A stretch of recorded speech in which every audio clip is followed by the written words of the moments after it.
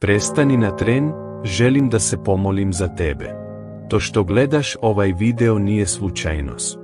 Bog želi da danas čuješ ove reči. Gospode, znamo da ovaj trenutak nije slučajan. Tvoja milost nas je zaustavila da tražimo tvoj mir pred tobom. Gospode, produži mi dane, ali ne dozvoli da izgubim razum. Neka u mom domu uvek bude toplina i neka nikada ne nedostaje hrane i vode. Gospode, zaštiti nas od bola, ljubomore, kleveta, bolesti i rata.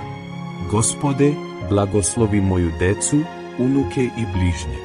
Ne odvajaj me od moje dece i ne dozvoli da ih vidim u nevolji. Molim se i za sve ljude, učini ih boljim. Ojačaj ih i daj im hrabrost.